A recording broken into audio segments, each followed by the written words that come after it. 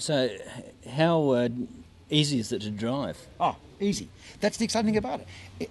Kenny Smith drove it at Pukekohe, and he said it was fantastic. He was doing 195k into the main hairpin within 3 or 4 laps. He's got a bit more experience than the Joe average driver. Absolutely, but I'm pointing out, it went very quickly. Yeah. But you can drive this in first gear. I could drive it all around town. You could drive it right now. As long as you don't push the revs above 4,000 RPM, so it's going to start to be silly. Yeah. If you want to coast along, you can go anywhere. You can go shopping in the car, absolutely. It's very docile. It's got a fantastic lock.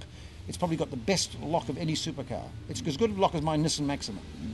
And safety-wise, of course, all precautions, good braking. It's got excellent brakes. I mean, AP Racing have developed the brakes, and we took some people around Ruapuna the other day.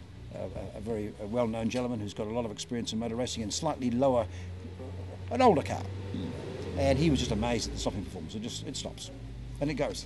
Fixtures and fittings, obviously, it's just basic model at the moment, and it's very comfortable as it is. Are you going to get flash in that area, leather seats? Yes, the CanAm will have leather seats, but it will be a carbon fibre interior. I mean, if it rains, you don't want to get an interior that can deteriorate. The seats will have a plastic coating over them, so if it rains, you can put a plastic cover over the leather. The rest of it can get wet, right? It's designed as that purpose. It will have, this is the instrument panel, as you can see, it looks basic, but it's actually very complicated. It's very complex. This has got everything you need on here. You can even record how fast you go. If you do want to go and do some laps, we can organise that. Okay, all right. So there's a lot of thought gone into this from every aspect. Absolutely. I mean, this car's not a whim of someone's dream. It's been developed progressively with a lot of help from overseas, I must be honest. We've got some Kiwis who are helping us a lot, who are members of Formula One teams and have been or still are. So we've got a lot of input from very, very knowledgeable people in the supercar industry. So by the end of 2010, can we expect all 3 models to be available? No, not all 3. We expect to have the CanAm fully in production, and we will have developed the Spider by then. The Spider is exactly the same car as the CanAm, mechanically different engine, because it was a bit more wind resistance, because it's got a full windscreen and wipers, and that's a car you can drive without a helmet on. Yeah. The F1 will probably be 2011, and it depends on the market. I mean, if everybody wants to buy one of these, we will, it'll come when it's ready. So neither of those first 2 models have a canopy, it's an open drive? No, the third model is a completely closed car. The third model is exactly the same as, if you go to our website, you'll see pictures of it. It's called a GT. It's the same as Pagani Zonda, same as the Koenigsegg. It's a superb motor car, all leather, superb inside, all electronics and everything. This car's got no electronics aids. The Spider has full electronic aids. Okay. So the Spider is a much more useful car that you could drive. In this car you need, I'm talking fast now, this car you need to be pretty competent to drive it quickly. The Spider will be much easier to drive. And the team of people we got working on it, we're talking about half a dozen guys, so we're talking about many more than that. I mean, physically working on a car. About a dozen all around the country, in different parts of the country. Some people are making in Hastings, they make all the CNC parts, all the parts that are made on machine. We've got guys from the America's Cup team working with us. We've got people from on the design side from America's Cup and from a company called High Modulus.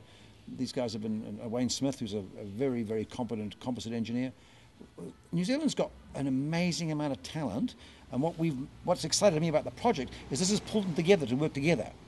I mean, most New Zealanders tend to do it my way, right? That's the biggest problem we have. Too big a project for that. You can't do that way. No. We had to get people to work together, and it's exciting to have. They've been willing to work together, and that's exciting. It really is. Any aspect that had your time again you do differently, or you're quite happy with the way the process is rolled out for you? We'd love to have the money quicker than the film, wouldn't we? I mean, yeah, it all comes back to money. I'm sorry, it does. We've spent just over $5 million New Zealand dollars to date, which is, people say, a lot of money. But in actual fact, we've got people in the UK telling us that if we did it in the UK, we would have spent £8 million. That's $24 million. So we are way ahead as far as the amount of money we've spent, even though it's a big amount of money in New Zealand. It's not really compared to the industry. You do have to get that first one right, don't you? Because Absolutely. If it comes off at Scott faults, you're forever tarnished. You can't show the car to the buying public. This car is different. This is our bear one. This is a mule. We're telling people it's a test car. This is only being shown to potential investors, really. We're not looking for customers with this car. The car that goes to Europe next year has to be perfect. Absolutely perfect. And then it comes down to the marketing too, isn't it? That's a big factor of getting the right eyes looking at it. We've got an amazing amount of help in that line. I mean, Mark Aston, who used to be with Morgan, is a hugely knowledgeable in that. But we've also got Michael Hodges, who's a big PR man in the UK, very, very, very competent, very knowledgeable. But the most important thing is we've contacted all the Formula One drivers that race with Denny, and I've got 28 of them to sign a print.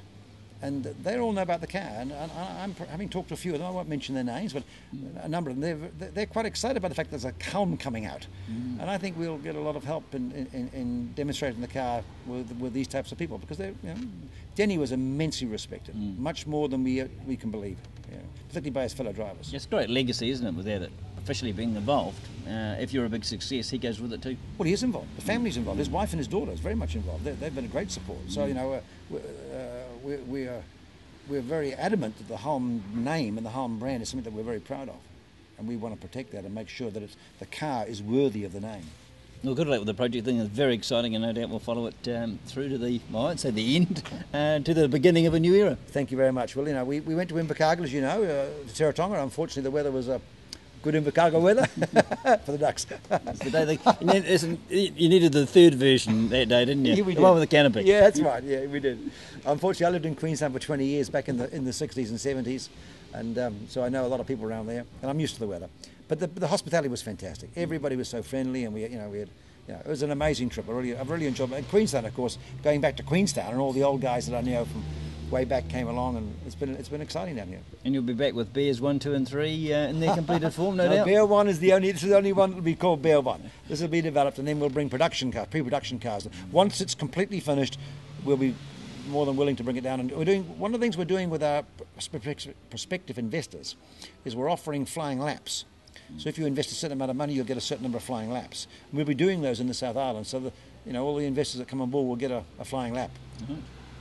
Put me down if it's the 1 to 10,000 you said, didn't you? That's right, yes. And the lower end of the scale. Good man. Love to have you on board. I tell you what, we took 4 people to Timaru who were very reluctant to get in the car. One of them is a very senior member in Placemakers, because Placemakers are the major sponsor. I tell you what, he got out of the car and he was fizzing. So I guarantee if you come for a flying lap, and not me driving, we'll have someone a lot better than I am. I'll take Kenny Smith. I'd be quite useful. Kenny would give you a thrill. I sat beside him about 10 laps, and I tell you what, absolutely competent driver. Chris took me around Taupo. Chris is very clever. Chris is a good driver. Both of them were fantastic. Can't promise Chris, but I think I can get a hold of Kenny. And that's all from us for tonight. Thanks a lot for watching. See you tomorrow.